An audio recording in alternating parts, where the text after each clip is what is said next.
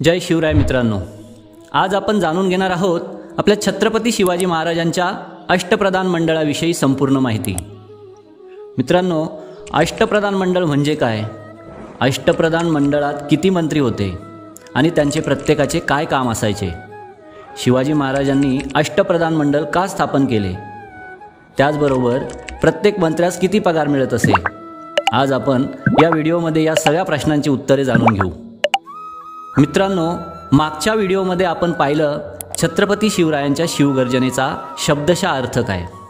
Video पाहिला नसेल तर डिस्क्रिप्शनमध्ये लिंक आहे।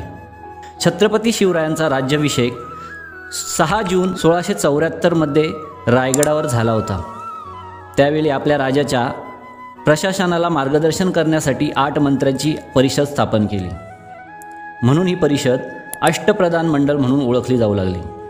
प्रत्येक मंत्र्याकडे प्रशासकीय विभागाचा कार्यभार सोपवण्यात आला होता। अष्टप्रधान संस्थेचा राज्याभिषेक विधीत समावेश करून तिला धार्मिक स्वरूप कसे देण्यात आले हे शिवाजी महाराजांच्या उपलब्ध असलेल्या वर्णनावरून दिसून येते। आपणा सर्वांनी शिवरायांच्या राज्याभिषेकाचा फोटो बघितला असेलच। त्यात राज्याभिषेकावेळी सिंहासनाच्या सभोवार हातात सुवर्ण कलश घेतलेले प्रधान 8 दिशांना उभे राहिले होते। पूर्वेला मुख्य प्रधान मोरोपंत पिंगळे हातात सुवर्ण कलश घेऊन उभे होते। दक्षिणेस सरसेनापती हंबीरराव मोहिते दुधाचा रौप्य कलश घेऊन होते। पश्चिमेस रामचंद्र नीलकंठ अमात्य दहीदुधाने पूर्ण भरलेला तांब्याचा कलश घेऊन उभे होते।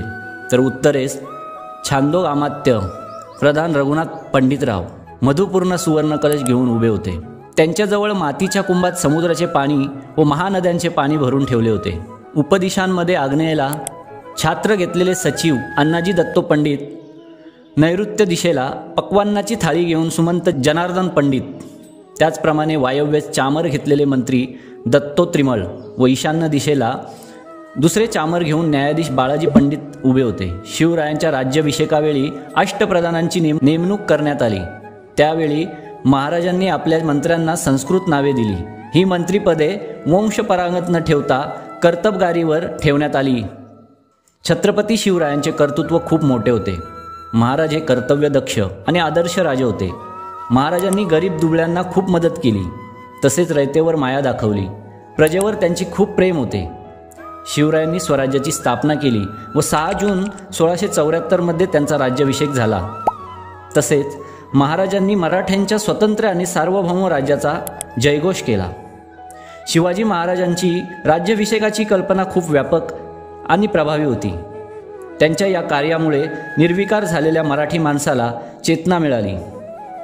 छत्रपती शिवाजी महाराज हे स्वराज्याचे सार्वभौम आणि सर्व सत्ताधारी राजे होते। ते उत्तम न्याय करायचे। न्यायदानाचे अंतिम अधिकार छत्रपतीकडे होते। त्यावेळी छत्रपती शिवरायांनी अष्टप्रधान पद्धत स्वीकारली। महाराजांनी स्वराज्यातील वेगवेगळी कामे त्यांनी स्थापन केलेल्या या अष्टप्रधान मंडळातील मंत्र्यांकडे सुपूर्त केली। आता आपण वेळ न घालवता वळूया अष्टप्रधान मंडळातील 8 मंत्री व त्यांचे काम, त्यांना वार्षिक किती पगार मिळत असे जाणून घेऊ। अष्टप्रधान मंडळातील पहिल्या आणि महत्त्वाच्या मंत्र्याविषयी। पंतप्रधान पेशवा मोरोपंत त्रिंबक पिंगळे छत्रपती शिवरायांच्या मंत्रिमंडळातील प्रथम क्रमांकाचे सर्वोच्च मंत्री। छत्रपती शिवाजी महाराजांनंतर स्वराज्यावर याचा अधिकार चालत असे। स्वराज्याच्या सर्व राज्यकारभारांवर यांना देखरेख ठेवावी लागत असे। महाराजांच्या गैरहजेरीत राजाच्या प्रतिनिधी या नावाने राज्यकारभार पंतप्रधानालाच सांभाळावा लागत असे। यावरून या पदाचे महत्त्व लक्षात येते। त्यावेळी पंतप्रधानाला वार्षिक 15,000 होऊन पगार मिळत असे। जाणून घेऊ दुसऱ्या महत्त्वाच्या मंत्र्याविषयी। पंत अमात्य मुजुमदार रामचंद्र नीलकंठ मंत्रिमंडळातील हा महत्त्वाचा मंत्री होता। राज्यातील सर्व महाल परगण्यांचा एकूण जमा खर्च त्या महाल परगण्यातील अधिकाऱ्यांकडून लिहून घेत व तो तपासून बरोबर आहे की नाही हे पाहण्याचे त्यांचे काम होते।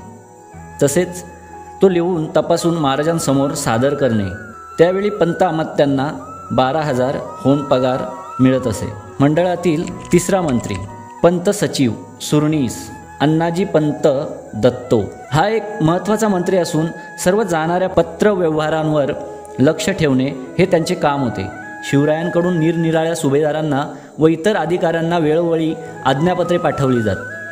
प्रत्येक आज्ञापत्र खलिता जाण्यापूर्वी त्यानंतर त्यावर पंत सचिवांना लक्ष ठेवावे लागत असे. स्वराज्याचे सर्व दप्तर सांभाळण्याचे कामही याकडे होते. तसेच जमीन महसुलाच्या व्यवहारावरही लक्ष ठेवावे लागत असे. पंत सचिवांना 10,000 पगार मिळत असे. चौथा मंत्री वाकनीस दत्ताजी पंत त्रिंबक यांच्याकडे महाराजांच्या खाजगी कारभाराकडे लक्ष ठेवण्याचे काम असे. महाराजांची रोजनिशी ठेवणे, त्यांच्या भोजन व्यवस्थेकडे लक्ष ठेवणे, वैयक्तिक संरक्षणाकडे लक्ष देणे, खाजगी कौटुंबिक आमंत्रणे करण्याची कामे त्यांना करावी लागत असत. त्यांना वार्षिक 10,000 पगार मिळत असे. पाचवा मंत्री सेनापती सरनौबत हंबीराव मोहिते. छत्रपती शिवाजी महाराजांच्या सैन्याचे घोडदळ व पायदळ हे 2 प्रमुख विभाग होते. या विभागाचा प्रमुख म्हणजे सेनापती. घोडदळ वळून फक्त पायदळासाठी एक स्वतंत्र सेनाप्रमुख होता, पण त्याचा महाराजांच्या मंत्रिमंडळात समावेश नव्हता. स्वराज्याच्या सर्व सैन्यावर सेनापतीची हुकूमत चालत असे. त्याला वार्षिक 10,000 पगार मिळत असे. सहावा मंत्री पंत सुमंत डबीर रामचंद्र त्रिंबक हे स्वराज्याचे परराष्ट्र मंत्री होते. परराष्ट्रांना खलिते पाठवणे, परराष्ट्रांकडून आलेली खलिते घेणे, परराष्ट्र संबंधात नियमित महाराजांना माहिती आणि सल्ला देणे ही कामे आणि परराष्ट्रातून हेरांच्या साह्याने बातम्या काढण्याचे जबाबदारीचे काम त्यांना करावे लागत असे. पंत सुमंतांना वार्षिक 10,000 इतका पगार होता. सातवा मंत्री न्यायाधीश काजी उल उझत निराजी पंत रावजी हे स्वराज्याचे सरन्यायाधीश होते. दिवाणी व फौजदारी दोन्ही प्रकारच्या गुन्ह्यांबाबत खटले चालवून न्यायनिवाडा करून रयतेला न्याय देणे हे त्यांचे काम होते. त्यांना 10,000 इतका वार्षिक पगार होता. पंडितराव दानाध्यक्ष सद्र मुहत्सिव मोरेश्वर पंडित हे धर्म खात्याचे प्रमुख होते. दान धर्म करणे, पंडित विद्वान ब्राह्मणांचा सन्मान करणे, यज्ञ करणे, नियमित चालणाऱ्या धार्मिक कार्याबाबत सल्ला देणे, शास्त्रार्थ पाहणे ही त्यांची महत्त्वाची कामे होती. त्यांना वार्षिक 10,000 इतका पगार होता.